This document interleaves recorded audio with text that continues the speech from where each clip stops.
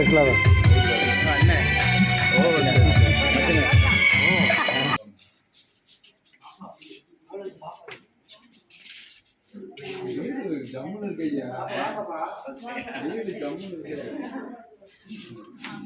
போயிருந்தீங்களா? அப்படியே உள்ள போங்க.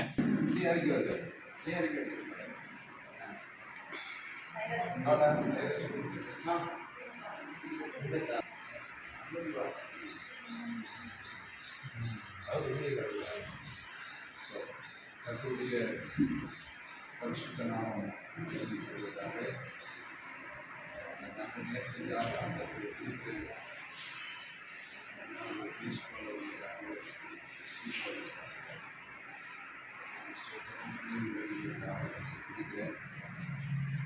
இப்படியாக வீடு குறித்து அவர்கள் சொல்லும்போது ரொம்ப பிரயாசங்கள் அதிகமாக ஜெபிக்கவும் இங்கே ஜோம்பனாக வீடு இங்கே எப்படி ஜோம்பனாக இருப்பாங்க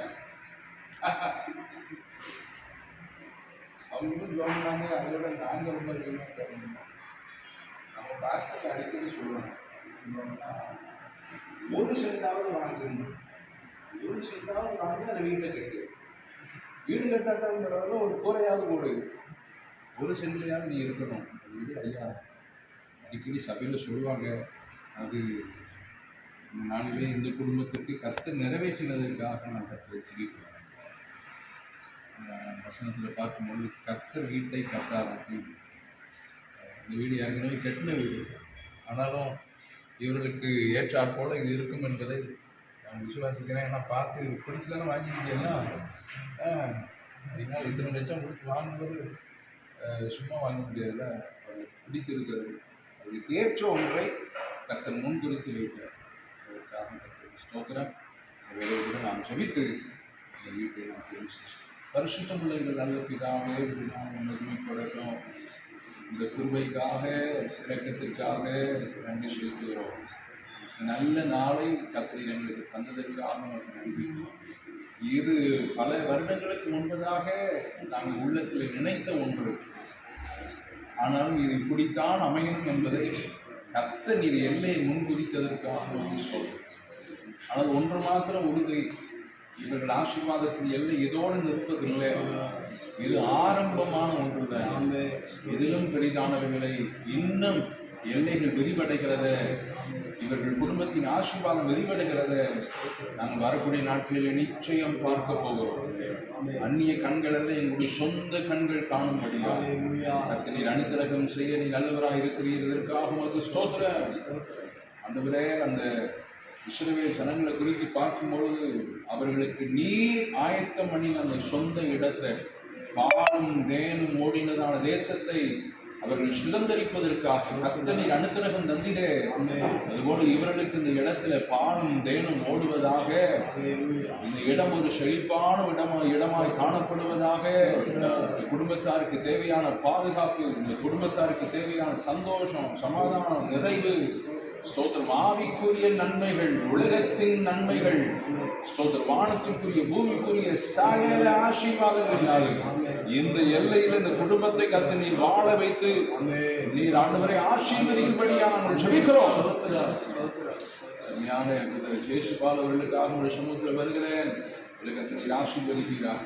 ஷீபாவுக்காக ஸ்தோத்திரம், கர்த்தர் நீர் அவர்களை ஆசீர்வதிக்கிறார். சைரஸ்க்காக ஆண்டவரே, ரூபஸ்க்காக ஸ்தோத்திரம், ஆசீர்வதிக்கிறாக. 4 பேர் மேலும் கர்த்தருடைய கரம் நன்மைக்கு எதுவாக இருப்பதாக. இதுல அதிகமான பிரயாசம் உண்டு, ஆனால் அந்த பிரயாசத்திற்கு ஏற்றதான பலனை தொடர்ந்தவர்கள் காண்பதற்கு கர்த்தர் நீர் அனுக்கிரகம் தந்து நடத்துகிறார். கர்த்தருடைய கண்களிலே தயவு கிடைக்க பண்ணினதற்காக ஸ்தோத்திரம். மனுஷ கண்களிலே தயவு கிடைக்க பண்ணினதற்காக ஸ்தோத்திரம். தொடர்ந்து மாதம் உள்ளதான காரியங்களை எல்லாம் சரியாய் செய்வதற்கு கர்த்தர் நீர் அனுக்கிரகம் தந்து நடத்துவீராக.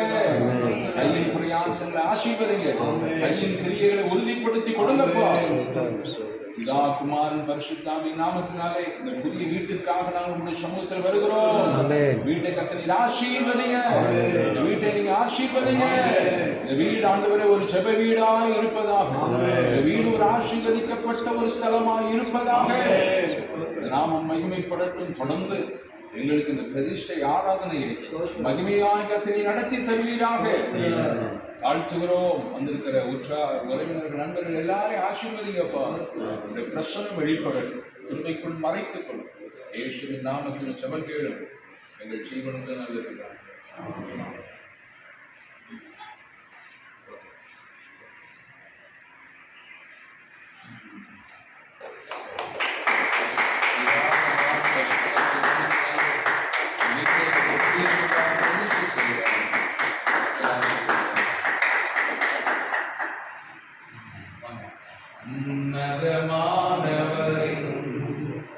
உயர் மறைவில் இருக்கிறவன் சர்வ வல்லவரின் நிழலில் தங்குவான். இது பரமசிலாக்கியமே. சர்வ வல்லவரின் நிழலில் தங்குவான். இது பரமசிலாக்கியமே. அவசட்டை கீழடை கலம்புகவே தம் சிறகுகளால் மூடுவார். அவசட்டையின் கீழடை கலம்புகவே தம் சிறகுகளால் மூடுவார். உன் வழிகளிலெல்லாம் உன்னை தூதர்கள் காத்திடுவார். உன் பாதங்களில் இடராதபடி தங்கள் கரங்களிலே ஏந்திடுவார். உன் பாதங்களில் இடராதபடி தங்கள் கரங்களிலே ஏந்திடுவார். அவசட்டையின் கீழ் அடைக்கலம் புகவே தம் சிறகுகளால் மூடுவார்.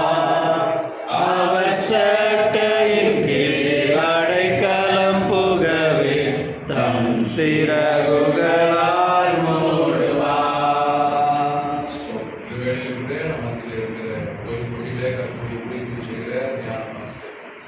அந்தோணி அவர்கள் ஜெபிப்பார்கள். தொடர்ந்து நாம் கர்த்தரை துதித்து பாடி ராஜாவை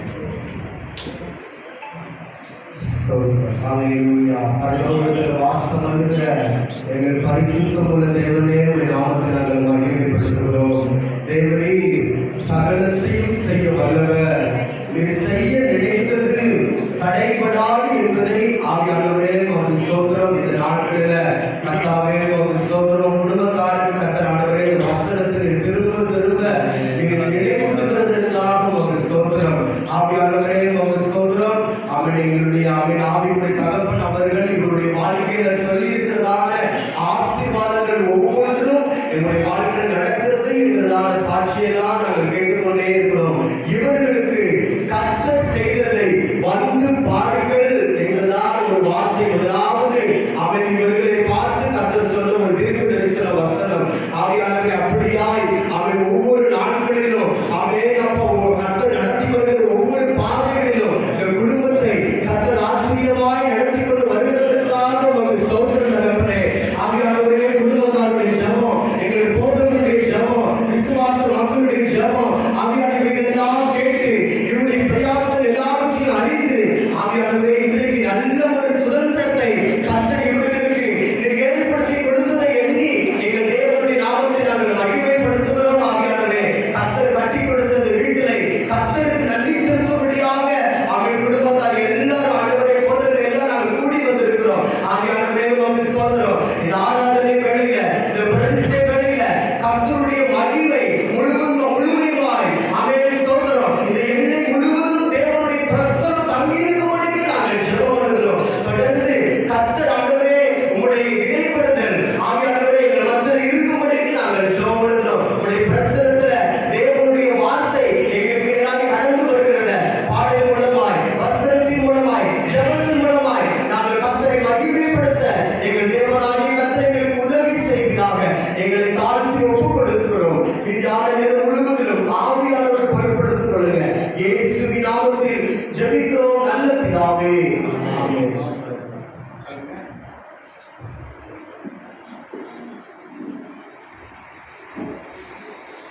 சில பாடல்களை கையெழுத்து பாடுவோம்.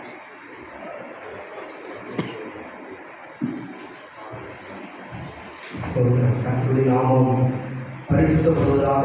இந்த வேளையில் கர்த்தருடைய நாமத்தை அவன் கர்த்தர் நமக்கு நன்மை செய்தபடினால அவரை நாம் பாட வேண்டும் என்று அவன் வசனத்தில் வாசிக்கிறோம். இப்பொழுது நம்ம எல்லாருக்கும் தெரிந்திருக்கிற ஒரு பழைய கிறிஸ்தவ பாடல், ஸ்தோத்திரம் இயேசுநாதா உமக்கென்றும் ஸ்தோத்திரம் இயேசுநாதா இதெல்லாம் ஒரு பாடலை பாடி கர்த்தருடைய நாமத்தை நாம் மகிமைப்படுத்துவோமாக. ஸ்தோத்திரம் இயேசுநாதா உமக்கென்றும் ஸ்தோத்திரம் இயேசுநாதா, ஸ்தோத்திரம் இயேசுநாதா உமக்கென்றும் ஸ்தோத்திரம் இயேசுநாதா, ஸ்தோத்திரம் செய்கிறோம் எங்களடியார் திரு நாமத்தின் ஆதரவில். ஸ்தோத்திரம் செய்கிறோம் எங்களடியார் திரு நாமத்தின் ஆதரவில். வானதூதர் சேனைகள் மனோகர கீதங்களால் எப்போதும், வானதூதர்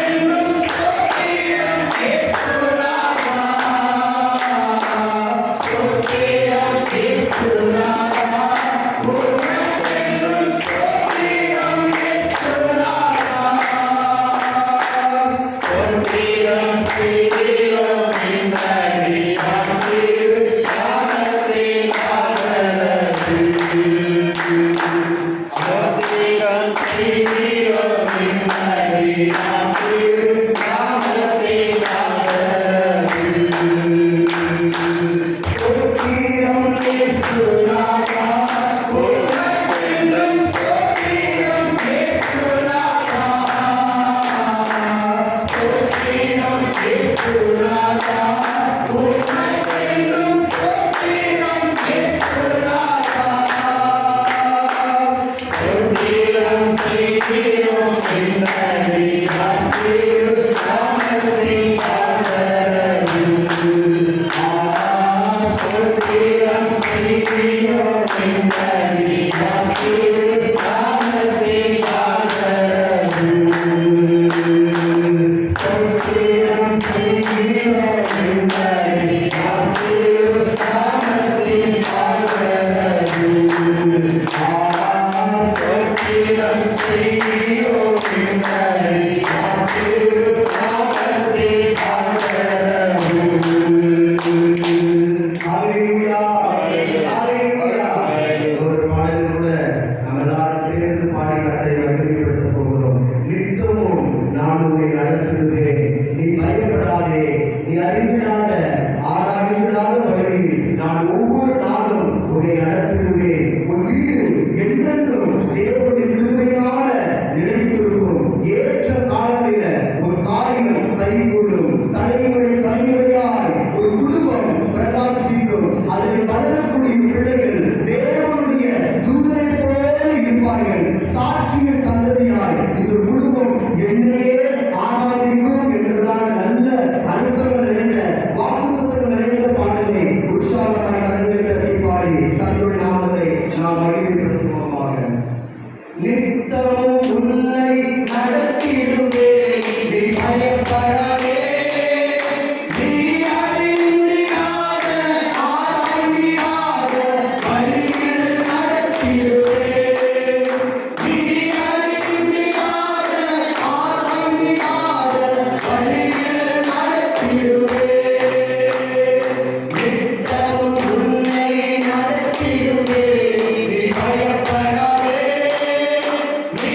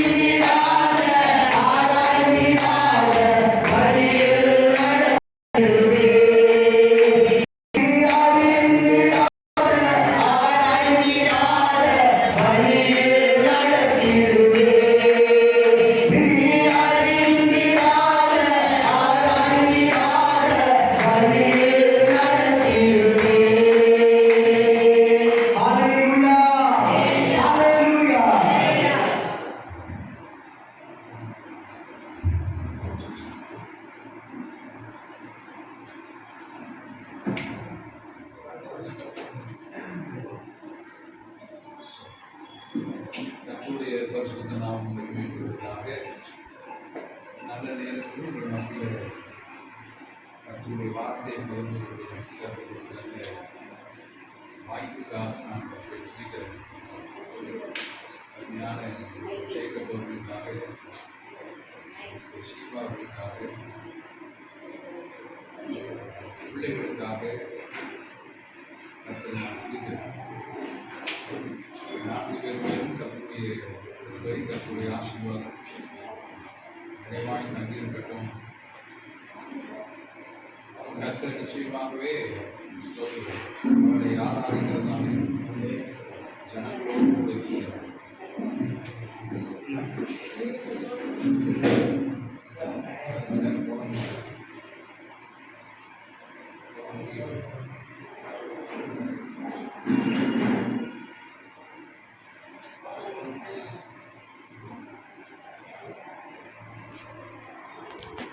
போட்டாச்சு. கர்த்தருடைய பரிசுத்த நாமம் மகிமைப்படுவதாக.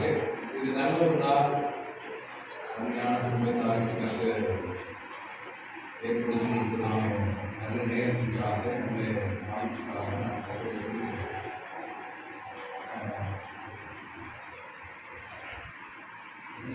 ஆசைப்பட்டு செயல்பட்டு இங்கே உட்காருங்க.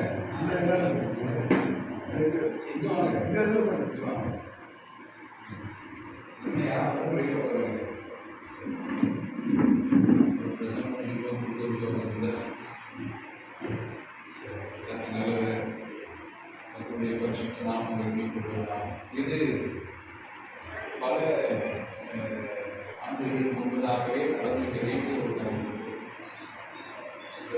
ஜெயசுபால் ஜெயகருக்கு சொந்தத்துக்கு அந்த ஓவியம் இருந்துச்சு. சொந்தத்துக்கு இல்லாமல் இல்லை. அருமையான ஜாயமாவட்டாக நான் இருக்கிறேன்.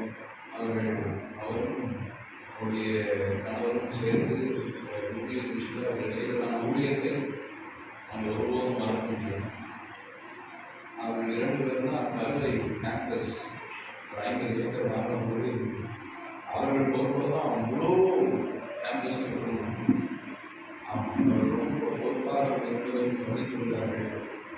அவருடைய ஆசீர்வாதத்தை அவர்கள் செய்கிற அந்த பிரயாசத்தின் பலனை இப்பொழுது அங்கே ஊழியம் நடப்பதை பார்க்கும்போது உள்ளத்தில் பெரிய சந்தோஷம். கர்த்தர் அவர்களுக்கு பொழுதான பிள்ளைகள் ஒரே ஒரு ஆர்வம். இது எல்லாம் ரொம்ப சொல்லியிருந்தேன். அவர் எவ்வளோ சிரமப்பட்டுள்ளாரு நடத்தி முடியுது. ஜெயசுபால் அவர் ஒருத்தர் மாத்திரம்தான் பையன். எல்லாம் பெண்கள் நல்ல ஒரு பெரிய குடும்பம். ஆசீர்வதிச்சிருக்கிறோம். அதுபோல சிஸ்டர் ஷீபா அவர்கள் ஆசீர்வதிப்பதாக திருமணமான அந்த நாளைக்கு சபைக்கு ஒழுங்காக 2 பேரும் பிள்ளைகளை அழைத்து கொண்டு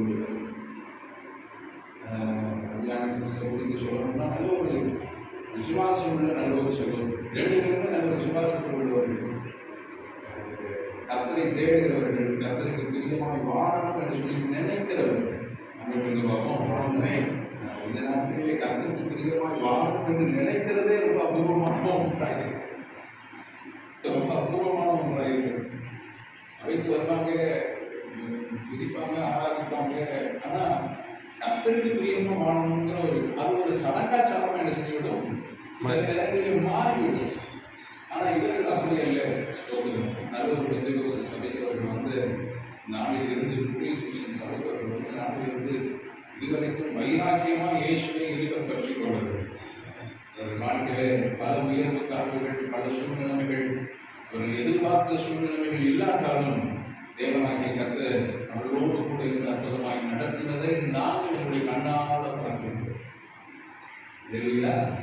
மாத்திரமில்லாமல் கர்த்தர் பொழுதுதான் 2 பிள்ளைகள் சைலஸுக்காக, குரூபஸுக்காக கர்த்தர் துதிக்கிறோம். பிள்ளைகள் 2 பேருமே நல்ல சபையில் ஊழியம் செய்யறாங்க. ரொம்ப சந்தோஷமா இருக்கு. அவர்கள் ரொம்ப சபைக்கு பக்கத்துல தான் வீடு இதுவரைக்கும் இருந்தது. இப்போ இவ்வளவு தூரம் ஆகி வச்சு இங்கிருந்து எப்படி அங்கே எடுத்தேறி பிள்ளைகள் சபைக்குள்ள வேலையை செய்து வருவார்கள் தெரியல. ஆனால் வந்துடுவாங்க. அவன் 2 பேரும் சும்மா இருக்க மாட்டான். ஆமாம், 2 பேரும் நல்ல அன்புள்ள பசங்க. ஸ்தோத்திரம். பெற்றோருக்கு அதுக்கு கீழ்படிக்கிறதான பிள்ளைகள். இதற்காக நான் கருத்து தெரிவிக்கிறேன். தேசப்பாளர்களுக்கு கீழ்படிக்கலன்னா நடக்கிறது. தேசப்பாளர்களுக்கு கீழ்படிக்கலன்னா நடக்கிறது. நல்ல ஒரு பிள்ளைகளை இல்லை வசனத்துல இருக்கிறது, வசனத்தின்படி நடத்தப்படுகிறதான குடும்பம் நமக்கு பார்ப்போம். இவர்கள் தேசப்பாளர் சிவா அவர்கள் வசனம் தெரியாம இருக்கிறாரு. இத்தனை ஆண்டுகளாக அவர்கள் சபைக்கு வந்து அருமையான அப்போஸ்தலர் பரிசுத்தவான் ராஜேந்திர ஐயா அவர்கள் உபதேசத்தில் இருந்து அவர்கள் வளர்ந்தவர்கள். இப்பொழுது நான் பொறுப்படுத்திலிருந்து 10 ஆண்டுகள் 11 ஆண்டுகள் அவர்கள் இருந்து சபையில் நல்ல வசனத்தை கேட்கிறார்கள், வசனத்தை படிக்கிறவர்கள், நல்ல ஜெபிக்கிறவர்கள், பரிசுத்தமாக வாழணுங்கிறவன எண்ணம் உடையவர்கள். அதனால் பிள்ளைகளிடத்துல காரியங்களை சொல்லும்போது சற்று கடினமாக இருந்தாலும் கடினம் என்று சொல்லும்பொழுது பிள்ளைகளை அப்படியா வளர்க்கணும் என்பது வேதத்தின் வழிபடுதான் ஒரு காரியம்.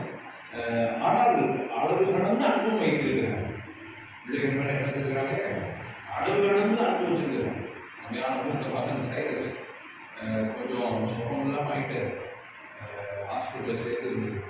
ஹாஸ்பிட்டலில் சேர்த்துட்டு மருத்துவர்கள் சொன்னதான அந்த ரிப்போர்ட்டை கேட்டுட்டு எனக்கு கோப் பண்ணி உங்கள்கிட்டலாம் இதாக இருக்கிறது, உங்கள்கிட்ட இருந்து கலரணும் ஏன்ட்டு ரொம்ப அழுத்தாரு. தேம்பி தேம்பி தேம்பி அழுத்தாரு. பேசிட்டாரு. அஸ்டே பிள்ளைங்க சொல்லுவாங்க, பிள்ளைங்க சொல்லுவோம். அப்பதான் ஒரு தகப்பனுடைய இருதயத்தை புரிந்து கொள்ள முடிகிறது. வெளியே பார்க்கும்போது தகப்பன் கண்டிக்கிறாங்க, தாய் கண்டிக்கிறாங்க என்பதுதான் தெரியுமே தவிர, ஆனா இந்த தகப்பன் தாயின் பிள்ளைகளிடத்தில் எவ்வளவு அன்பு வைத்திருக்கிறார்கள் என்பது ஒரு நெருக்கமான ஒரு சூழ்நிலை வரும்போது அதை கர்த்தர் புரிய வைக்கிறார். கர்த்தர் புரிய வைக்கிறார். பிள்ளைகள் புரிந்து கொள்ள வேண்டும். 2 பேருமே புரிந்து கொள்ளக்கூடியதான ஒரு வயதில் அவர் இருக்கிறார். நிச்சயமாய் அந்த பிள்ளைகள் 2 பேரும் கர்த்தர் ரொம்ப ஆசீர்வதிப்பதாக. பெற்றோர் எதிர்பார்க்கிறதை விட தாயின் தகப்பனும் பிள்ளைக்காக வைத்திருக்கிற திட்டத்தை விட கர்த்தர் பெரிய திட்டத்தை வைத்திருக்கிறார். ஐயோ பிள்ளைகள் இப்படியாக இருக்கிறாங்க அப்படின்னு சொல்லி நமக்கு ஒரு ஆனந்தம் இருக்கிறது. ஆனால் கர்த்தர் பிள்ளைகளை தந்தவர். நமக்கு பிள்ளைகளை கர்த்தரே தந்தார். கர்ப்பத்தின் கனி கர்த்தரால் கிடைக்கிற சுதந்திரம் சொல்லுவோம் பாருங்க. அப்போ உங்கள் பிள்ளைகள் எல்லாம் கர்த்தரால் உங்களுக்கு கொடுக்கப்பட்டதான பிள்ளைகள்.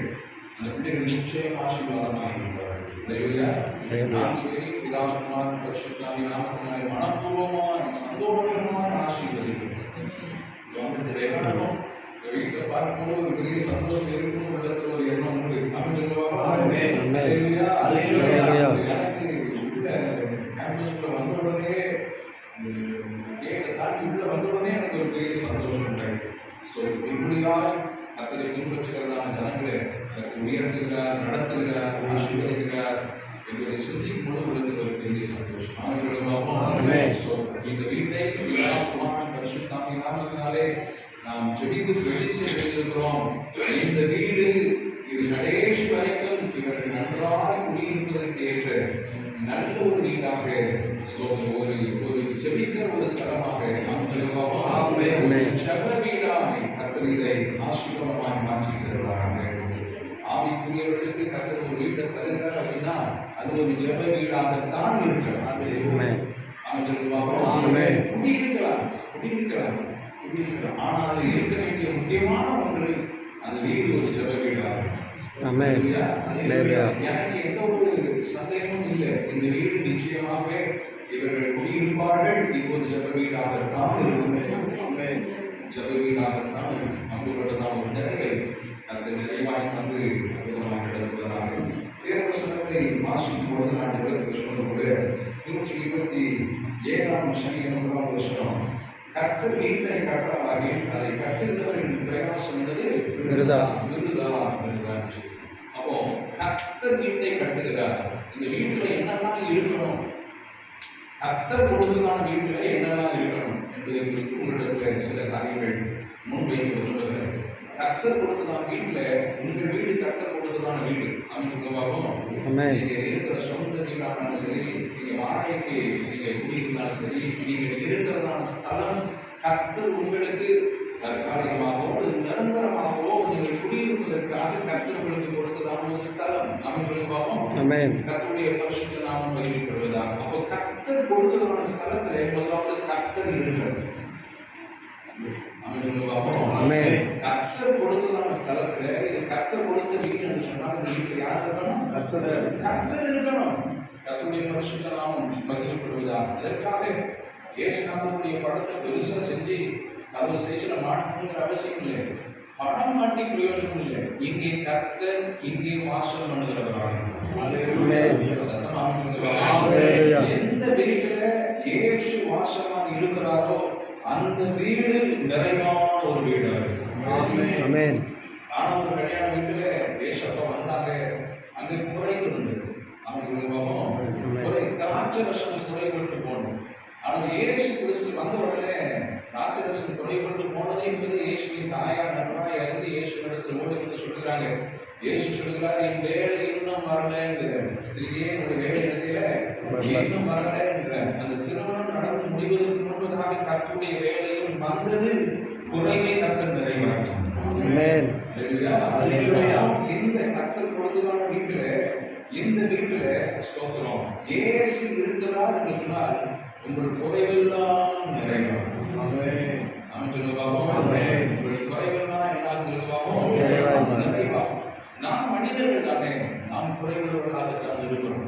பல காரியங்களில் நாம் குறைவுள்ளவர்களாக இருக்கிறோம். இது மனிதன் கட்டின நாம் வீடு தானே. இதில் குறைகள் காணப்படுவதற்கு அநேக வாய்ப்புகள் இருக்கிறது. ஸ்தோத்திரம்.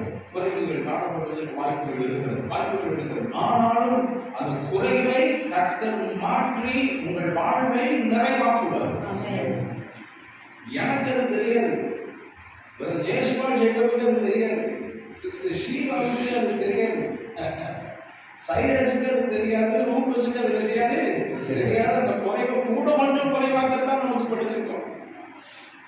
நமக்கு இருக்கிற ஞானம் என்ன, குறைவை என்ன செய்யறது, கூட கொஞ்சம் எப்படிதான் குறைவாக அப்படிங்கிறத நம்ம படிச்சிருக்கோம். ஆனா கர்த்தர் அப்படி இல்லை, குறைவை நிறைவாக்குகிறவர். அவர் ஒருவர் மாத்திரம் நமக்கு இயேசு மாத்திரம். ஏன்னா அந்த நானூறு கல்யாண வீட்டுல இயேசு இருக்கிறார். இயேசுவின் தாய் வேற யாரிடத்திலும் போல சீஷர்கள் இருக்கிறாங்க, மற்ற பொது ஜனங்கள் இருக்கிறாங்க. அது ஒரு முக்கியமான ஒரு கல்யாணம். நாம ஒரு கல்யாணம் ஒரு கல்யாணம் ஒரு முக்கியமான ஒன்று. அங்க அந்த இடத்துல உள்ள முக்கியமான விஐபிஸ் இருந்திருக்காங்க. அந்த கல்யாணத்துக்கு வந்திருப்பாங்க, பணம் படைத்தவர்கள் வந்திருப்பாங்க, செல்வந்தர்கள் வந்திருப்பாங்க, ஐஸ்வர்யவான்கள் வந்திருப்பாங்க.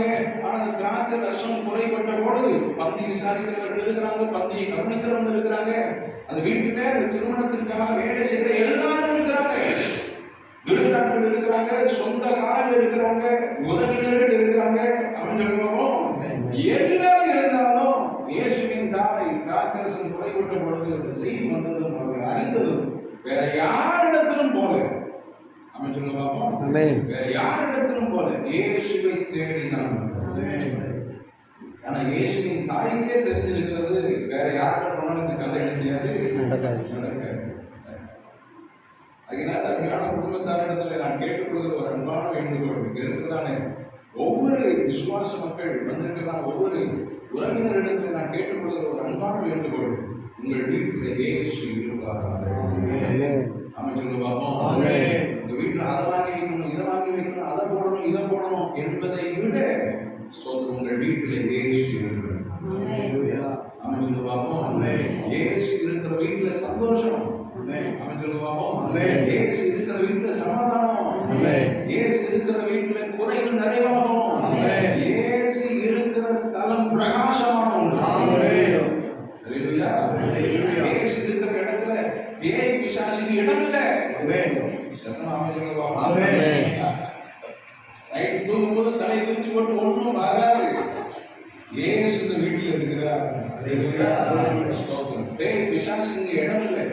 எந்த மந்திரவாதத்துக்கு இந்த வீட்டில் என்ன இல்லை, இடம் இல்லை. எந்த ஒரு பிள்ளை சூனியத்துக்கும் இந்த வீட்டில் என்ன இல்லை, இடம் இல்லை. இது இயேசு இருக்கிற ஒரு ஸ்தலம். இதை இந்த வார்த்தையை இவர்களுக்கு மாத்திரம் சொல்ல, இந்த வசனத்தை கேட்டுக்கொண்டு இருக்கிறவங்க ஒவ்வொருவருக்கும் சொல்லுங்க, உங்க வீட்டில் இயேசு இருப்பார் என்றால் அது ஒரு நிறைவான ஒரு வீடாக இருக்கிறது. பேய் பிசாசுக்கு இடம் இல்லை, மந்திரவாதத்துக்கு இடம் இல்லை, அங்கே பில்லி சூனியத்துக்கு இடம் இல்லை. அப்படின்னு சொல்லி பார்ப்போம். கர்த்தருடைய பரிசுத்த நாமம் மகிமைப்படுவதாக. இதிலிருந்து சில வாரங்களுக்கு முன்பதாக அந்த சகோதரன் ஃபோன் பண்ணிட்டேன். பாஸ்டர், இது போல என்னுடைய வீட்டில் திடீரென்று சொல்லி நான் ஒதுக்க வைத்துக் கொண்டு இருக்கும் பொழுது ஒரு ஸ்லாப்ல நான் கபோர்டை திறந்து பழைய துணிகளெல்லாம் எடுத்து போட்டு அதை சுத்தம் பண்ணுவதற்காக க்ளீன் பண்ணிட்டு இருக்கும் பொழுது என் பையனுடைய ட்ரெஸ்ஸை நான் பார்த்தேன். அந்த பையனுடைய ட்ரெஸ் எடுத்து உதவும் பொழுது அதுக்குள்ள முழு எலுமிச்சம்பழம் 2 இருக்கு பாஸ்டர். அதுக்கப்புறம் ஏதோ ஒரு பவுடர் ஒரு பேப்பரை சுற்றி உள்ள வச்சிருக்காங்க பாஸ்டர். உள்ள ஒரு தகடு இருக்கு பாஸ்டர். உள்ள என்ன இருக்கு? ஒரு தகடு இருக்கு. எப்படி என் வீட்டுக்குள்ள வந்ததுன்னே தெரியாதுங்கிற அவர் சபைக்கு வரக்கூடிய விசுவாசி. அவர் ரட்சிக்கப்பட்டிருக்கிறார், ஞானசனம் எடுத்துக்கிறாரு. ஒரு மனைவி ரட்சிக்கப்பட்டிருக்கிறாங்க, ஞானசனம் எடுத்துக்கிறாங்க. பிள்ளைகள் 2 பேர் ரட்சிக்கப்பட்டிருக்காங்க, ஞானசனம் எடுத்துக்கிறாங்க. அதுல ஒரு பிள்ளை ஊழியத்துக்கு வந்திருக்கு. ட்ரெஸ் எடுத்து உதவும் பொழுது இதெல்லாம் இருக்கு, நான் என்ன செய்ய அப்படின்னு சொல்லி பதவி போன் பண்றாரு. நீங்க இதை மாதிரி கேள்விப்பட்டிருக்கீங்களா? நிறைய கேள்விப்பட்டிருக்கேன். நிறைய பார்த்தாச்சு. இருக்கிற கெட்டி என்ன செய்ய, இருக்கிற பொருளெல்லாம் ஒரு பிளாஸ்டிக் போட்டு கெட்டி என்ன செய்ய கொண்டு டஸ்ட்பின்ல குப்பையில கொண்டு போய் போடுவீங்க. வீட்டை சுத்தம் பண்ணுங்க. அந்த வீடு ஆசீர்வதிக்கப்பட்ட வீடு. அது இயேசு இருக்கும் வீடு. ஆமென் சொல்லுவாங்க. நான் விசுவாசிக்கிறது என்ன? இயேசு வல்லமை இருக்கிறது. இயேசு உயிர் திறந்தது. இயேசு மரித்தார், சொன்னது போல 3ஆம் நாள் உயிரோடு எழுப்பினார். ஆமென் சொல்லுவாங்க. இன்றைக்கு இயேசு ஜீவனோடு இருக்கிறார் என்பது கிறிஸ்தவனுடைய ஆணித்தரமான ஒரு விசுவாசம். ஒருபோதும் மறுக்க முடியாது. இயேசு என்னோடு கூட இருக்கிறார், என்னை நடத்துகிறார் என்பதை நான் என் ஆவியிலே உணர்கிறேன். என் ஆத்மாவிலே நான் உணர்கிறேன். என் சிந்தனையிலே நான் அதை உணர்கிறேன். யார் என்னை இப்படி நடத்த முடியாது என்பதை மனுஷனாக இருக்கிறான் நான் தெய்வத்தினுடைய நடத்துதலை புரிந்து கொள்ள இயேசு மாத்திரமே எனக்கு உதவி செய்கிறது. அவன் சொல்லி பார்ப்போம். நாம் இருக்கிறதான வீட்டிலே, இந்த வீட்டிலே இயேசு இருப்பார்.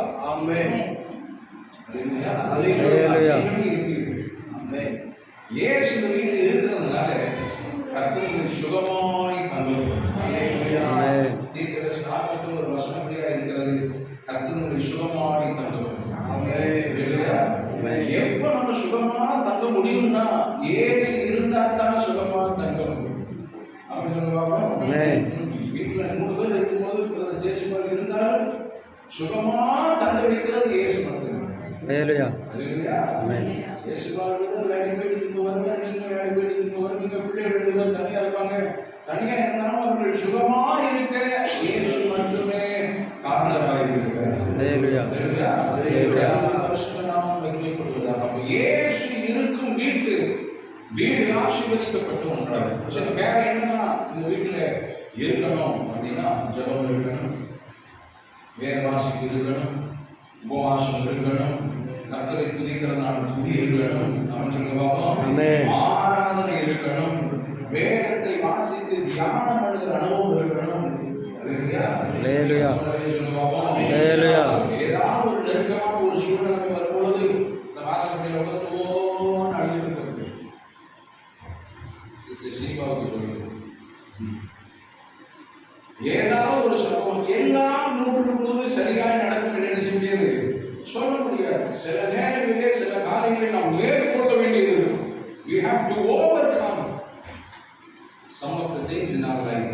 நம்முடைய வாழ்க்கையில் சில காரியங்கள் என்ன செய்யணும், மேற்கொள்ள வேண்டியது இருக்கும். மேற்கொள்ள வேண்டிய நேரத்தில் அதை மேற்கொள்ளாம அந்த வாசப்படியில் உட்காந்து ஐயா நீங்க பார்த்தீங்களா, என் நிலைமையை பார்த்தீங்களா, தேசமாக உள்ள முடியும். நீங்க அந்த வாசப்படியில் உட்காந்துட்டீங்க, படிச்சுட்டீங்க, தேசமாக உள்ள முடியும். அதற்கு பதிலாக இது இவருக்கு மாத்திரம் சொல்லுவேன், இந்த தேசபாலத்திலே தான் சொல்லுவேன், பிள்ளைகளுக்கு அதைத்தான் சொல்லுவேன். என்ன சொல்லுவாங்க, அந்த இடத்துல இருந்து ஓரமாக உட்காந்து ஒரு மூலையில் உட்காந்துட்டு அதை குறித்து யோசித்து அழுது கொண்டு இல்லாமல் என்ன செய்யலாம அழுது கொண்டு இல்லாமல் நன்றி கொண்டு இல்லாமல் வீட்டுக்குள் இருந்து கர்த்தரை நோக்கி பார்க்கும் பொழுது நீ எந்த காரியங்களை நீங்க மேற்கொள்ள வேண்டுமோ அதில் மேற்கொள்வதற்கு ஞானத்தையும் பலத்தையும் சத்துவத்தையும் பலத்திலிருந்து என்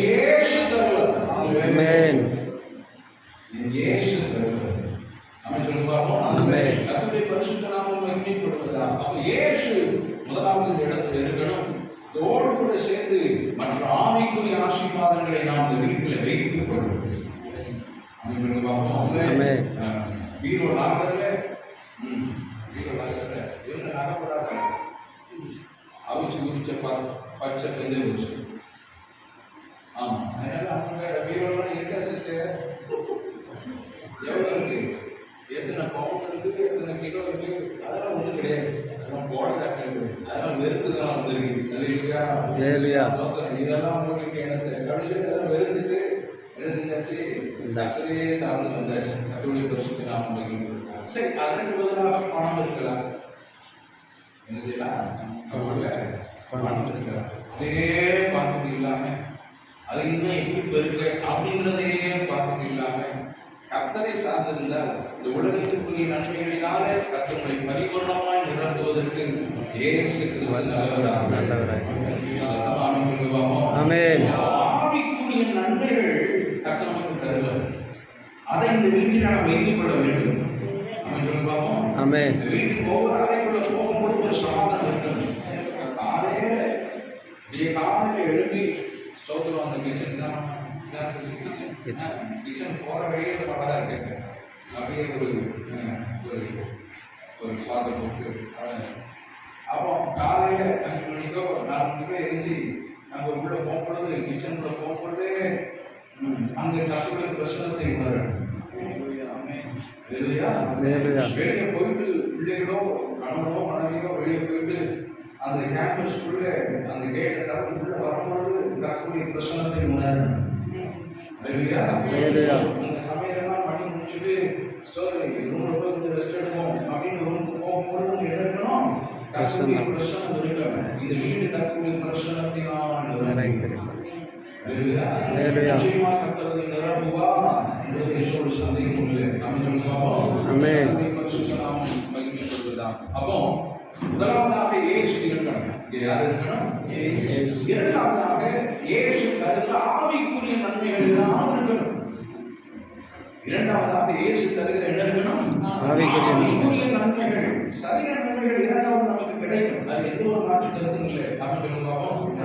எப்படி நீங்க ஒரு இடத்தை வாங்கி வீடு கட்டினா கூட இவ்வளவு அழகா கட்ட முடியும். வெளியே இருக்கிறாங்க முடிஞ்ச கூட உள்ள வந்து பாருங்க எவ்வளவு அழகா இருக்கு இல்லையா? நான் தெளிவா சொல்றேன். இப்ப இந்த ஜேசுபாலும் ஸ்ரீபாலும் ஒரு இடத்தை வாங்கி ஒரு வீட்டை கட்டினா கூட இவ்வளவு அழகா இருக்கு. ஷெல் என்ன அழகா இருக்கு, நீட்டா இருக்கு, தரையை பாருங்க என்ன அழகா இருக்கு, ஊடுவருக்கு பாருங்க என்ன அழகா இருக்கு. வெளியே இருக்கிறவங்க வந்து கண்டிப்பா உள்ள வந்து என்ன செய்யணும், பார்த்துட்டு ஆசீர்வதிச்சுட்டு போங்க. கர்த்தருடைய ஆசீர்வாதம் நீங்க வாங்கி கட்டினா கூட இவ்வளவு வராது. இது அவனுக்கு நேரடியாக கர்த்தர் உங்களுக்கென்றே முன்குறித்து வைக்கிறார். கர்த்தர் திருவரந்தரே உங்களுக்கென்றே பரலோகத்தில் நியமிக்கப்பட்டு எழுதப்பட்டதான் ஒரு இடம். அதை கர்த்தர் வாய்க்க செய்தார். அதை கர்த்தர் என்ன செய்தார்? சொல்லுவாங்க உலகத்தின் நன்மைகள் எல்லாம் இது நமக்கு உலகத்தின் நன்மை. நம்ம பரலோகம் இதெல்லாம் டைப்ஸ்லாம் கேட்டுட்டா போகிறோம் இல்லையா? நான் எத்தனை லட்சம் ரூபா கொடுத்து நான் டைப்ஸ் போட்டுருக்கேன். நான் எத்தனை லட்சம் ரூபா கொடுத்து என்ட்ரன்ஸ் கதவு தியேட்டரில் நான் கதவு போட்டுருக்கேன். நான் கதவை போட்டு போக முடியுமா அப்படின்னு பரவல் போகும்போது அந்த கதவை கலந்துட்டு போக முடியும்? போக முடியாது. வெறும் கையாக இருந்தோம், வெறும் கையாக என்ன செய்யணும்? போகணும். அது ஒரு பக்கம் இருக்கட்டும். ஆனால் இந்த உலகத்தின் ஆசீர்வாதங்களுக்காக நாம் ஓடாதபடி ஆவிக்குரிய நன்மைகள் முதலாவது தேவனுடைய ராஜ்யத்தையும் அவருடைய நீதியும் தேடுங்கள், அப்பொழுது இவைகளெல்லாம் உங்களுக்கு கூட கொடுக்கப்படும். அப்படின்னு பாப்போம். ஜெபத்தில் எனக்கு தோன்றின வார்த்தையை நான் சொன்னேன். இது ஆரம்பமான ஆசீர்வாதம். இந்த ஜெயசுமார் ஜெயக்கப் அவர்கள் உள்ளத்தை நடந்த யோசனை, அப்பா எவ்வளவு பெரிய அப்பா நம்ம எவ்வளவு பெரிய இடம் வாங்கிக்கணும் அப்படி நினைக்கிறத கற்றுக்க ஆசீர்வதிக்கிறாங்க. உள்ள வந்தா நல்லா இருக்குங்க. நான் பேசுறது ஜெயசுமார் ஜெயக்கப் ரெண்டு பேரும் பார்த்து பார்த்து பேசுறாங்க.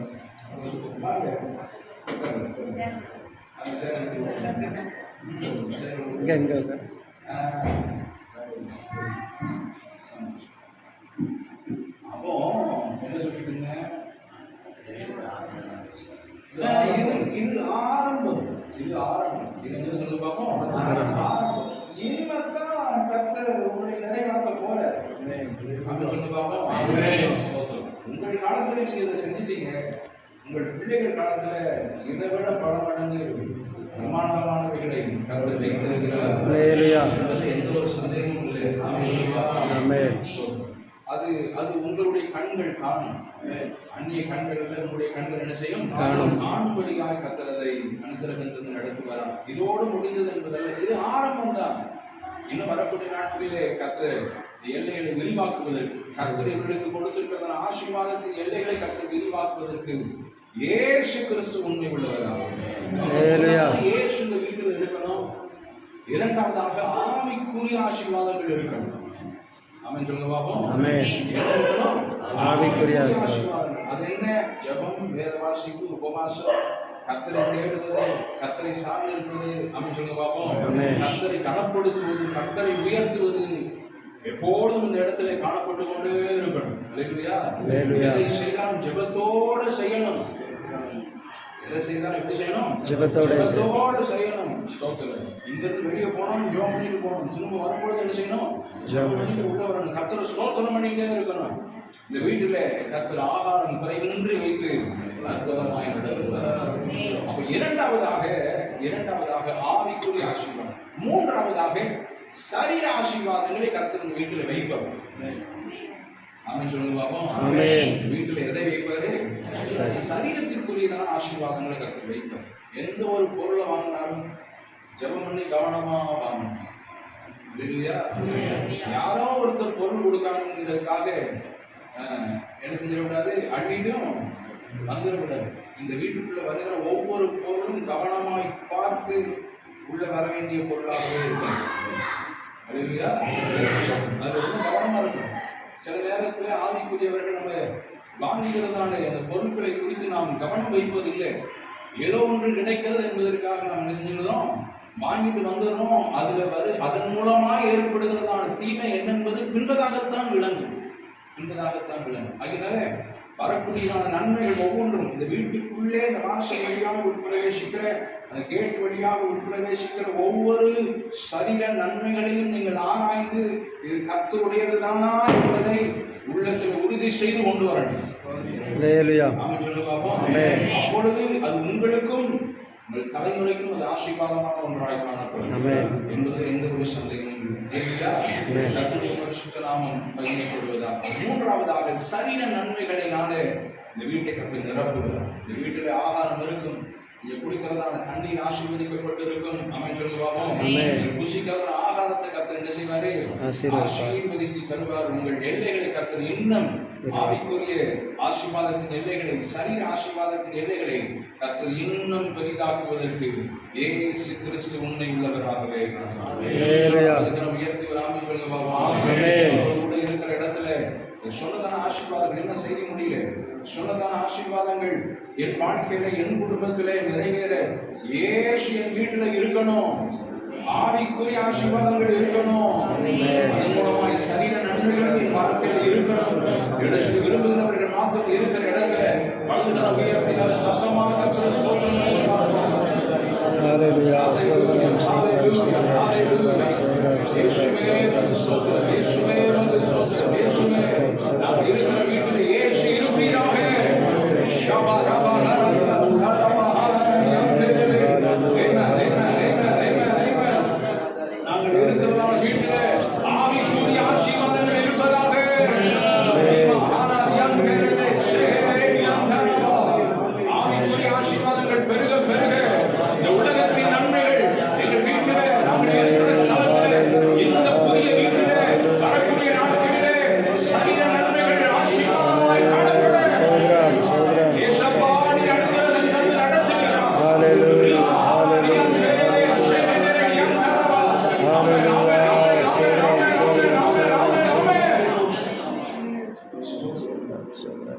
மனிதன் எதற்காக ஓடிக்கொண்டிருக்கிறார்?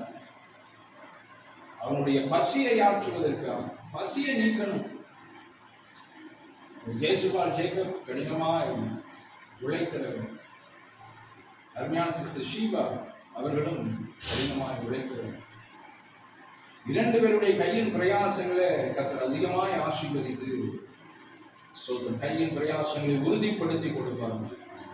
ஆமென் சொல்லுங்க பாப்போம். ஆமென். இது போல இங்க இருக்கிறவங்க எல்லாரும் கடினமாய் உழைக்கிறவர்கள். ஏன் உழைக்கிறோம்? ஒரு சான் வயிறு நிரம்ப இருக்கணும். காலையில சாப்பிடணும், மத்தியானம் சாப்பிடணும், நைட் என்ன செய்யணும்?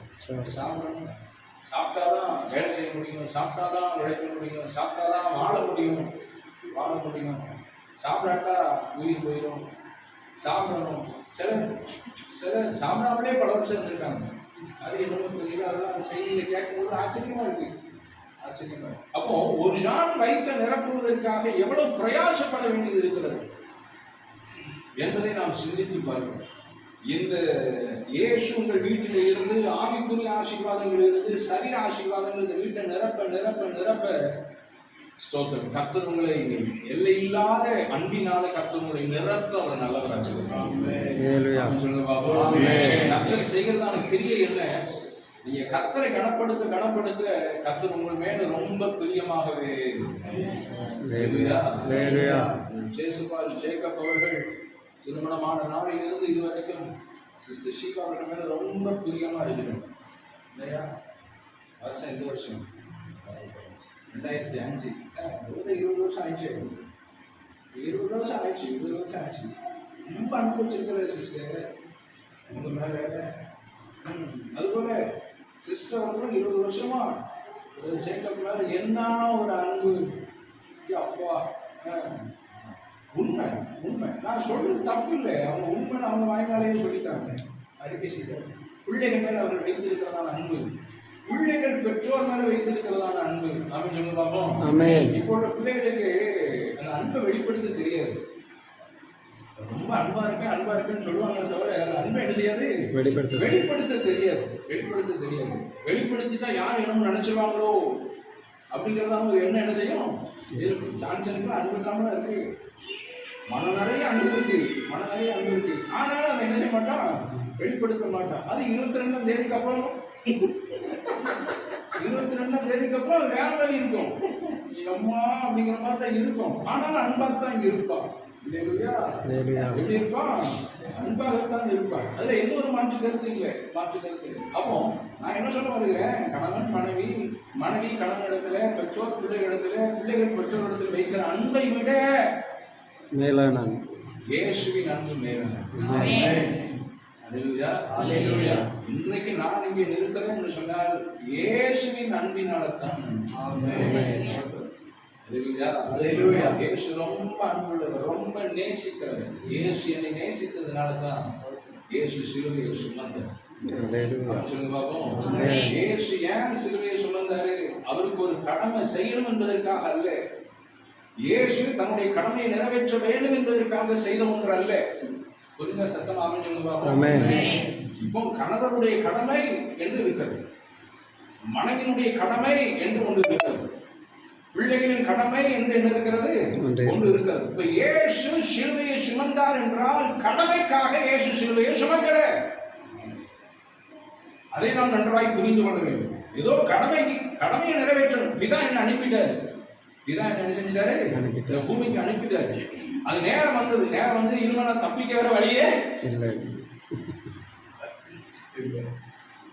தப்பிக்க வேற வழியே இல்லை. இதை சுமந்துதான் ஆகணும் அப்படிங்கிற ஒரு சூழ்நிலையில இயேசு சிலுவையை சுமக்கவில்லை. அதை நாம் நன்றாய் புரிந்து கொள்ள வேண்டும். ஆமென் சொல்லுங்க பாப்போம். கடமைக்காக அவர் செய்யல. அவர் செய்ததான காரியம் உங்கள் மேல, என் மேல, உலகத்தில் உள்ளதான எல்லா ஜனத்தின் மேல இயேசு அன்பு வைத்தது. ஏன் அன்பு வைத்தாரு? இந்த ஜனம் பாவத்தில் அழிஞ்சிடப்படாது. இந்த ஜனம் நரகத்திற்கு போயிடப்படாது. இந்த ஜனம் பரலோகம் வந்து சேரும் என்ற ஒரே ஒரு காரணம். அப்படின்னு சொல்ல பாப்போம். நான் உண்டாக்கினதான இந்த ஜனம் நான் வாசம் பண்ணுகிற இடத்துக்கு வரணும். அப்படின்னு சொல்ல பாப்போம். பெற்றோர் இருப்பாங்க, பிள்ளைகளுக்கு திருமணம் முடிப்பாங்க. திருமணம் முடித்தாலும் அந்த பிள்ளைகள் பெற்றோரோடு கூட இருக்கிறது ஒரு பெரிய சந்தோஷம். அப்படின்னு சொல்லுங்க பார்ப்போம். ஐயா இருக்காங்க, பிள்ளைகள் என்ன செய்யறாங்க? ஒரே ஒரு பையன் தான், மருமகன் தான். பேர பிள்ளைகள் தான், 2 பேர பிள்ளைகள் தான். கூட இருக்கிற சந்தோஷம் தானையா? எவ்வளவு சந்தோஷமா இருக்கு, எவ்வளவு சந்தோஷமா இருக்கு, சந்தோஷமா இருக்கு, சந்தோஷமா இருக்கு. எங்க ஐயா இருக்காங்க, அங்க ஐயா இருக்காங்க. இவங்க பிள்ளைகள் வேலை நிமித்தமாக வெளியிடங்களில் இருக்கிறார்கள், வெளி மாவட்டங்களில் இருக்கிறாங்க, வெளியிடங்களில் என்ன செய்கிறார்கள், வேலை நிமித்தமாக இருக்கிறார்கள்.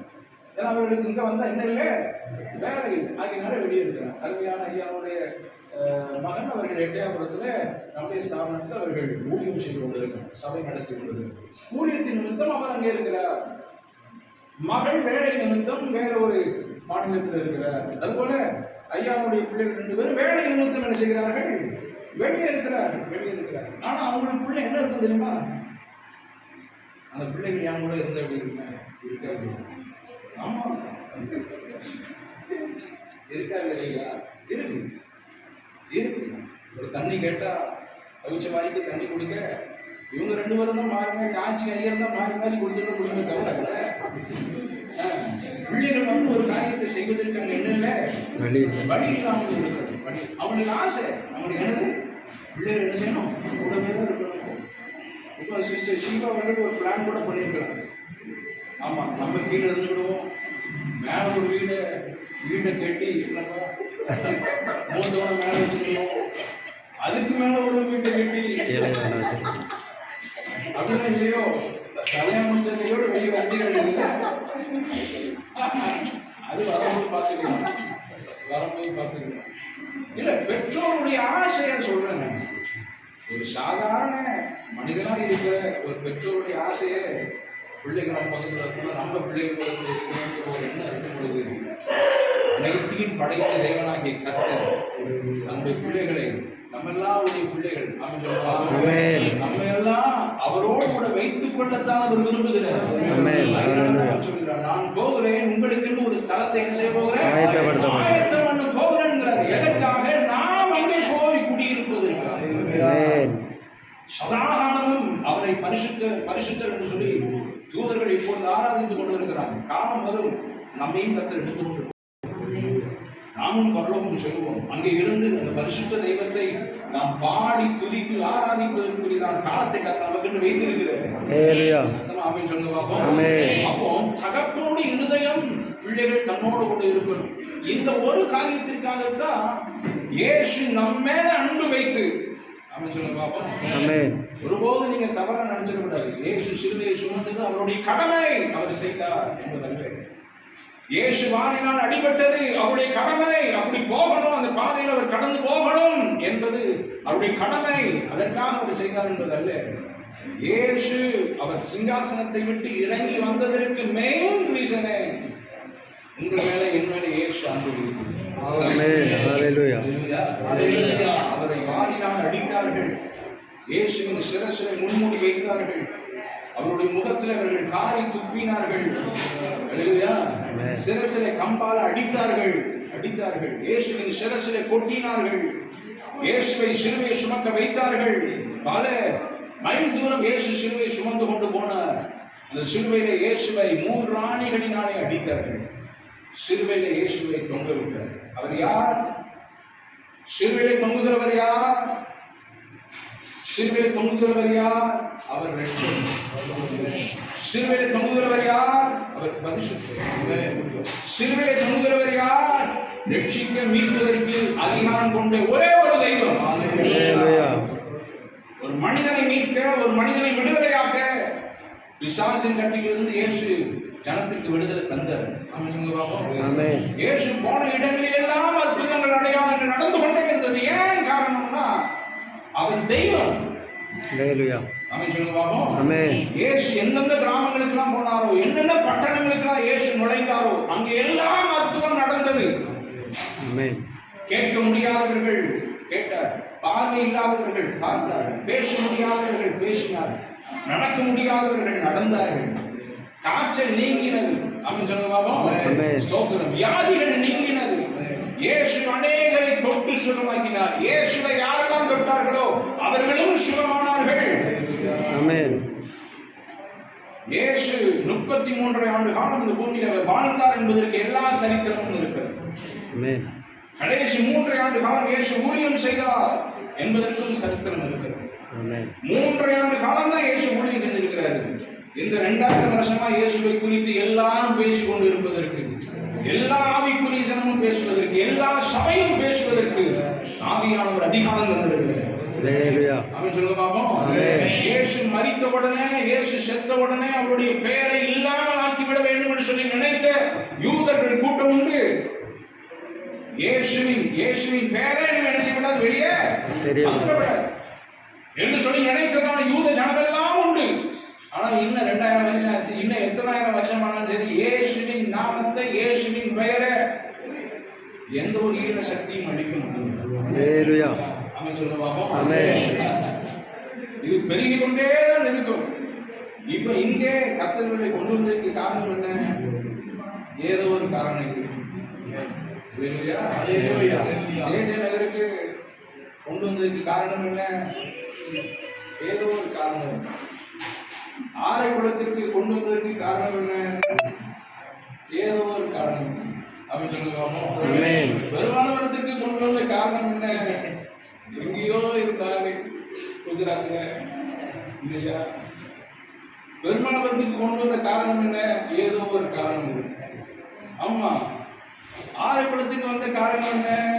ஏதோ ஒரு கோமநல்லூர் வீரமாணிக்க போறோம் இல்லையா? கொண்டு வந்ததுக்கு காரணம் ஏதோ ஒன்று இருக்கு. அங்க அங்க குமரேசன் நகர் கொண்டு வந்ததுக்கு காரணம் என்ன? ஏதோ ஒரு காரணம் என்ன செய்து இருக்கு.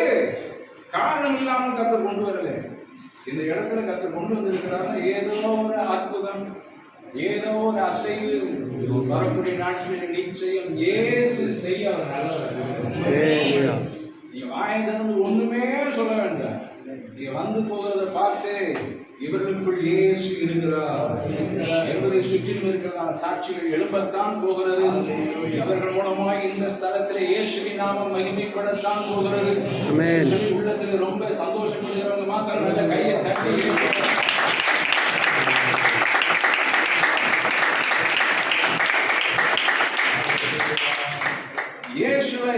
இயேசுவையும் அவருடைய நாமத்தையும் அழிக்க நினைத்தவர்கள் அநேகர் உண்டு.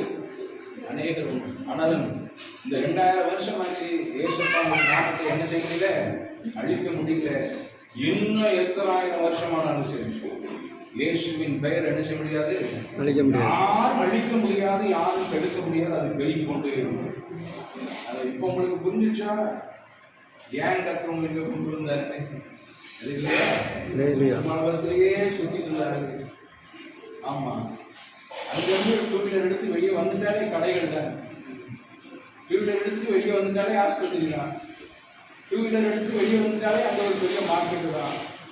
2 வீலர் எடுத்து வெளியே வந்துட்டாலே அங்க ஒரு பெரிய சந்தை தான். எல்லாவற்றுக்கும் மேலாக 2 வீலர் எடுத்து கொஞ்சம் வந்துட்டாலே சபை தான். இல்லையா?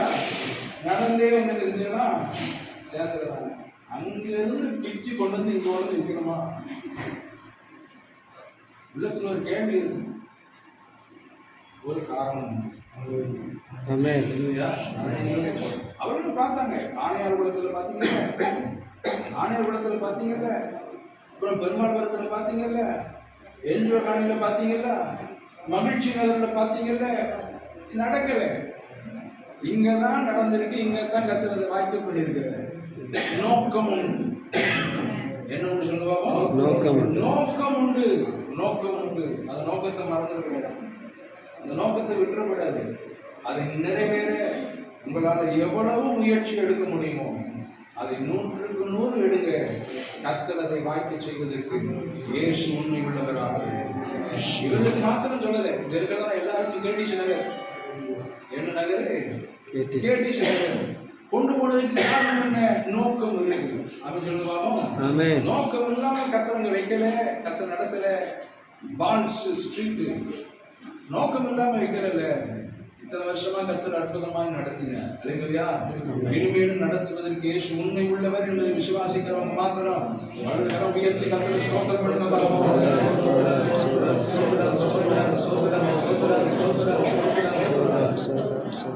வந்ததான நோக்கத்தை பார்த்துட்டோம். நீங்க செய்ய வேண்டியது கடைசியாக நான் சொல்லி முடிக்கிறேன். இயேசுவை இருக்க பற்றி வீட்டில் இயேசு இருப்பார்.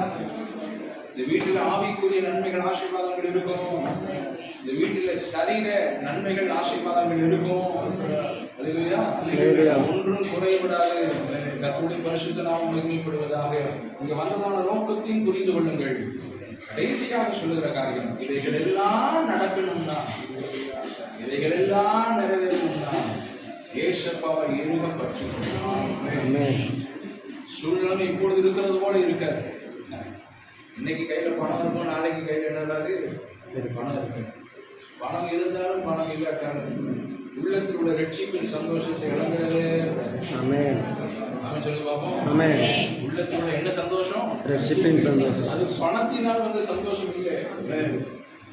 எனக்குள்ளே இருக்கிற ரட்சிப்பின் சந்தோஷம் இந்த வீட்டை பார்த்த உடனே வந்ததல்ல. அப்படிதானே சிஸ்டர்?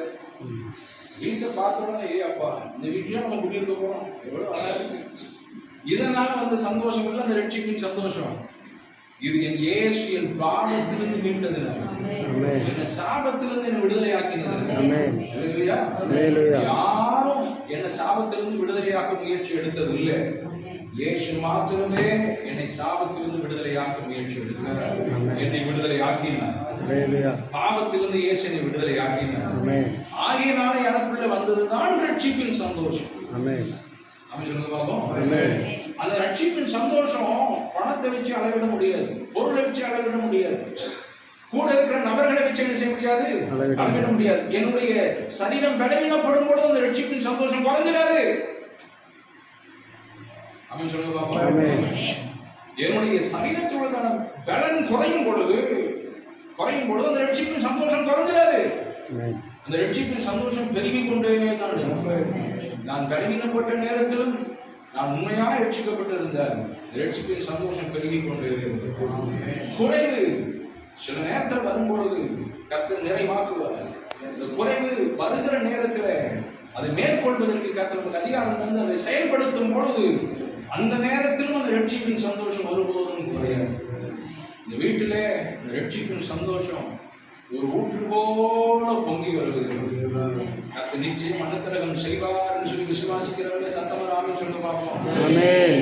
அதுபோல நீங்கள் குடியிருக்கிற உங்கள் ஸ்தலத்தில் உங்கள் வீட்டில் அந்த ரட்சிப்பின் சந்தோஷம் இந்த போர் போடும்பொழுது அப்படியே தண்ணி பொங்கி எழும்பும். அப்படின்னு சொல்ல பார்ப்போம். 2 வாரத்துக்கு முன்னாடி ஒரு அம்மா நம்முடைய சபையில் ஒரு வயதான அம்மா வந்தாங்க.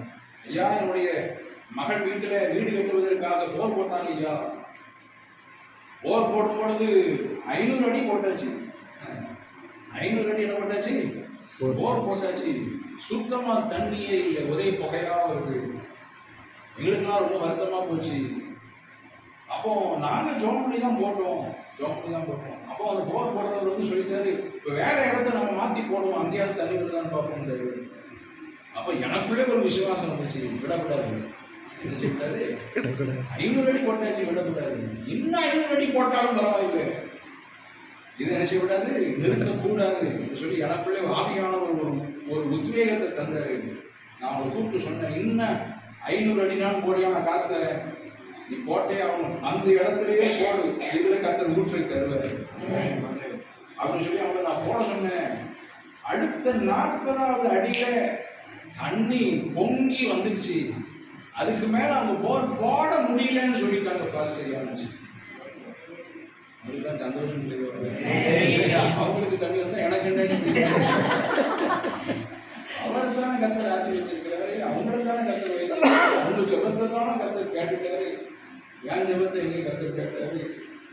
நீங்க இருக்கிறத பார்த்தா அப்படிதான் தெரியுது. ஆனா அந்த அம்மாவுக்கு அந்த விசுவாசம் நம்ம சொல்லுவோம். பாஸ்டர்லாம் கூட்டெல்லாம் சொல்லுவாங்க, அவங்களுக்குள்ளே இருந்ததான் விசுவாசத்தின் வழி அப்படின்னு சொல்லி பார்ப்போம். அடுத்த 40வது அடி அவர் சொல்லியிருக்கிறாரு, ஐயா இங்க கீழே ஏதோ 6 ஓடுதுன்னு இருக்காரு. 540வது அடியில என்ன ஓடுது?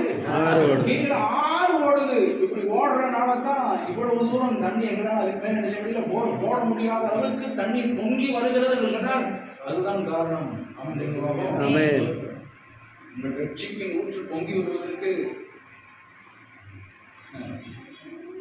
உங்கள் ரட்சிப்பின் ஊற்று பொங்கி வருவதற்கு உங்கள் அனுபவங்களை கொண்டு எத்தனை அடி ஆழம் போட்டிருக்கீங்க. அது இன்னும் போட முடியாதுன்னு சொல்லக்கூடிய அளவுக்கு அந்த ரட்சிப்பின் ஊற்றின் சந்தோஷம் பொங்கி மேல சொல்லுங்க பார்ப்போம். பொங்கி மேல வரும். அதுக்கு மேல அந்த கம்பியை கீழே என்ன செய்ய முடியாது, இறக்க முடியாது.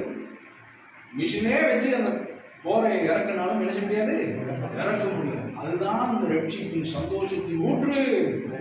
அப்படின்னு சொல்லுங்க பார்ப்போம்.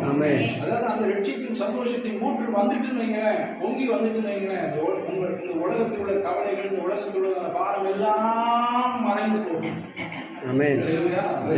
கவலைப்படாதிருங்கள்னு இயேசு என்ன செய்கிறாரு, சொல்லுகிறார். உங்களை பார்த்து என்ன பார்த்து தான் சொல்றாரு, கவலை இருக்கிறவங்களை பார்த்து தான் சொல்லுறாரு. அவன் சொல்ல பார்ப்போம், கவலைப்படாதிருங்கள் சொல்லி இயேசு சொல்வதற்கு காரணம் என்ன, கவலைப்படுகிறதுனாலே சொல்றாரு.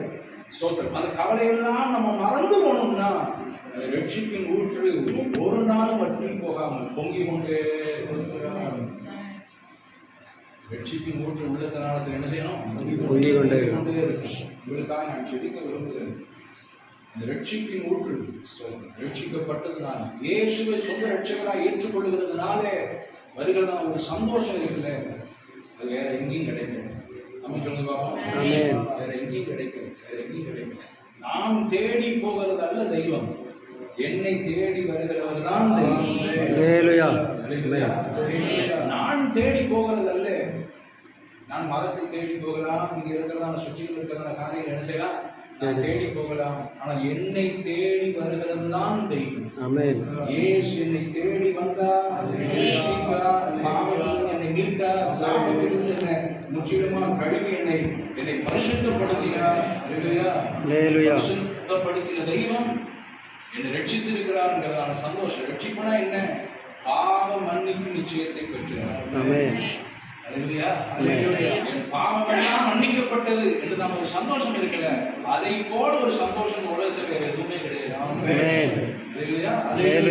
பாவத்திலிருந்து மீட்கப்பட்டதான ரட்சிப்பு சந்தோஷத்தின் ஊற்று இந்த வீட்டில் எப்போதும் பொங்கி வருகிறோம். இடத்துல தலைகளை தாழ்த்தி அங்கே மூடி நாம் நான் சொன்னதான வார்த்தை உங்கள் குடும்பத்திலும், உங்கள் வீட்டிலும், உங்கள் வாழ்க்கையிலும் ஏசப்பா அதை நடத்தணும் அப்படின்னு சொன்னா, நீங்க இருக்கிற இடத்துல உள்ளத்தினாலத்துல ஒரு சிறிய ஜபத்தை செய்யுங்க. கண்ணை மூடிக்கோங்க, தலைகளை தாழ்த்தி கொள்ளுங்கள். இயேசுவினிடத்துல சொல்லுங்க, ஏசப்பா நான் கேட்ட வார்த்தையின்படி என் வீட்டில் நீங்க இருப்பீரா, ஆவிக்குரிய ஆசீர்வாதங்கள் இருப்பதா, சரீர ஆசீர்வாதங்கள் இருப்பதா, இவைகளெல்லாம் மனிதர்கள் எனக்கு தருகிறதல்ல, இயேசு எனக்கு தருகிறவைகள். இந்த வீட்டில் இயேசு இருப்பீராக, இந்த வீட்டிலே ஆவிக்குரிய ஆசீர்வாதங்கள் இருப்பதாக, இந்த வீட்டிலே சரீர ஆசீர்வாதங்கள் இருப்பதாக. கர்த்தர் இவர்களை கொண்டு வந்ததான நோக்கத்தை இவர்கள் நன்றாய் என்று புரிந்திருக்கிறார். ஒருவேளை அவர்களுக்கு கேள்வி இருந்திருக்கிறார், ஏன் அங்கே இருந்து இங்க வந்திருக்கணும், வரணும் வரணும் வரணும் அப்படிங்கிற ஒரு கேள்வி இருந்திருக்கு. ஒரு நோக்கம் உண்டு. அந்த நோக்கத்தை இவர்கள் சரியாய் புரிந்து நிறைவேற்றுவதற்கு ரட்சிப்பை வெளிப்படுத்த கிருபைதார், வார்த்தையை வெளிப்படுத்த கிருபைதார், இயேசுவை வெளிப்படுத்த இவர்கள் ஒரு நிருபமாய் வாழ, இவர்கள் ஒரு சுவிசேஷமாய் வாழ இந்த ஸ்தலத்தில் இவர்களை நீர் ஆசீர்வதிப்பீராக. எல்லாவற்றுக்கும் மேலாக இவைகள் எல்லாம் நடப்பதற்கு எந்த சூழ்நிலையிலும் மனிதனை நோக்கி பாராமல் இயேசுவின் பாதத்தை இருக பற்றிக் கொள்ள. மனுஷ தயவு கிடைக்கும், உலகத்தின் தயவு கிடைக்கும், ஆனா யார் மூலமா கிடைக்கும், இயேசுவின் மூலமாகத்தான் கிடைக்கும். அப்படித்தான் கிடைக்கணும் என்று உண்மை இருக பற்றிக் கொள்ளும். கர்த்தர் அனுக்கிரகம் தந்து நடத்துகிறார். வேளையில் கூட பிதா குமாரன் பரிசுத்தாவின் நாமத்தினாலே இந்த வீட்டை ஜேசுவான் ஜேக்கப், சிஸ்டர் ஷீபா, அவருடைய 2 பிள்ளைகள் சைரஸ் லூகஸ் இவர்கள் குடியிருப்பதற்காக பிதா குமாரன் பரிசுத்தாவின் நாமத்தினாலே இந்த ஸ்தலத்தை நாங்கள் பிரதிஷ்டை பண்ணுகிறோம். இந்த ஸ்தலத்தை நாங்கள் பிரதிஷ்டை பண்ணுகிறோம். இந்த வீட்டை நாங்கள் ஆசீர்வதிக்கிறோம். இந்த வீட்டை நாங்கள் ஆசீர்வதிக்கிறோம். இந்த எல்லையை சுற்றிலும் பரிசுத்தாவியின் அக்னி மதில் இருப்பதாக. இந்த எல்லையை சுற்றிலும் ஸ்தோத்திரம் தூதரை வைத்து கர்த்தர் நீர் பாதுகாத்துக் கொள்ளுங்கள். எந்த ஒரு ஆண்டவரே அசம்பாவிதங்கள் இல்லாத உம்முடைய பாதுகாப்பின் கரம் இந்த இடத்தின் மேல் எப்பொழுதும் காணப்படும்படியாக குடும்பத்தை ஆசீர்வதிங்க. உடைய போக்கையும் வரத்தையும் கர்த்தர் ஆசீர்வதிங்க. தொடர்ந்து வாழாக்காமல் தலையாக்கும், கீழாக்காமல் மேலாக்கும் பிரயாசங்கள் எல்லாம் ஆசீர்வதித்து உறுதிப்படுத்துகிறார். வந்திருக்கிற வசனத்தை கேட்ட ஒவ்வொருத்தருக்காக நான் ஜெபிக்கிறேன். ஒவ்வொருத்தர் மேலும் கர்த்தருடைய கரம் நன்மைக்கு எதுவாக இருப்பதாக. நீ கேட்ட ஆசீர்வாதங்கள் அனைத்தும், நீ கேட்டதான வார்த்தைகள் அனைத்தும் ஜீவனாய் மாறுவதாக. ஒவ்வொருத்தருடைய வாழ்க்கையில், ஒவ்வொருத்தருடைய வீட்டில், ஒவ்வொருத்தருடைய குடும்பத்திலும் ஆசீர்வாதமாய் மாறுகிறது. நாம மகிமைப்படட்டும். தொடர்ந்து இருக்கிறதான இருந்து காரியங்களை கர்த்தர் ஆசீர்வதிங்கப்பா. நீ வீட்டை பார்த்து எல்லாரும் சந்தோஷமா குடும்பத்தார் மனநிறைவோடு வாழ்த்தி கடந்து செல்ல கர்த்தர் அனுக்கிரகத்திற்கு நடக்கும். நாம மாத்திரம் மகிமைப்படட்டும். இந்த சத்தத்தின் எல்லைக்குள்ள ஒவ்வொருத்தரையும் ஆசீர்வதிங்க. இந்த வசனத்தை, இந்த வார்த்தையை கேட்டு சுற்றிலும் இருக்கிறதான ஆண்டவரே ஜனங்கள் எல்லாரையும் ஆசீர்வதிங்க. இந்த பகுதியை பிதா குமாரன் பரிசுத்தாவின் நாமத்தினாலே நாங்கள் ஆசீர்வதிக்கிறோம். இதுல எத்தனை வீடு இருக்கோ எல்லா வீட்டில் உள்ளதான குடும்பங்களை, தனிப்பட்டவர்களை, சிறு பிள்ளைகள், வாலிபர்கள், பெரியவர்கள் எல்லாரையும் இந்த வீட்டை சுற்றிலும் இருக்கிற மற்ற வீடுகளில் உள்ள ஒவ்வொரு ஜனத்தையும் இயேசுவின் ஆசீர்வதிப்பீராக. ஆசீர்வதிப்பீராக. ஆசீர்வதிப்பீராக. இந்த குடும்பங்களில் இருக்கிறதான வறுமையெல்லாம் நீங்கட்டும். குடும்பங்களில் இருக்கிறதான சோதனைகள் எல்லாம் நீங்கட்டும். இந்த குடும்பங்களில் இருக்கிறதான குற்றங்கள் எல்லாம் நீங்கட்டும். கர்த்தர் அவர்களை ஆசீர்வதித்து உயர்த்துங்கப்பா. நாம மாத்திரம் மகிமைப்படும். தீமைக்கு விளக்குங்க. இந்த காலத்தை முற்றிலும் தாழ்த்தி நீரை ஆட்கொண்டு நடத்துவீரா. இயேசுவின் நாமத்தில் ஜெபம் கேளுங்கள் ஜீவனுள்ள நல்ல பிதாவே. என் ஆத்துமாவே கர்த்தரை ஸ்தோத்திரி, என் முழுமையோடு வசனத்தை ஸ்தோத்திரி, என் ஆத்துமாவே கர்த்தரை ஸ்தோத்திரி, கர்த்தர் செய்த சகலமானது ரட்சகராகிய இயேசு கிறிஸ்துவின் கிருபையும் பிதாவாகிய தேவனுடைய அன்பும் பரிசுத்தாவியானவருடைய ஐக்கியம் நம்மளோடு என்றும் என்று சதாகாலம் இப்பொழுதும் எப்பொழுதும் நீடித்தும் நிலைத்தும் இருப்பதாக. ஆமென். துதி கனம் மகிமை எல்லாம் இயேசு ராஜாவுக்கே. துதி கனம் மகிமை எல்லாம் இயேசு ராஜாவுக்கே. துதி கனம் மகிமை எல்லாம் இயேசு ராஜாவுக்கே. துதி கனம் மகிமை எல்லாம் இயேசு ராஜாவுக்கே.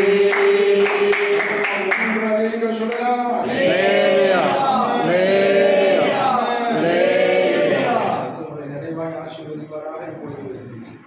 இயேசுவால் முன்பதாக வந்து உங்களுக்கெல்லாம் நன்றி சொல்லி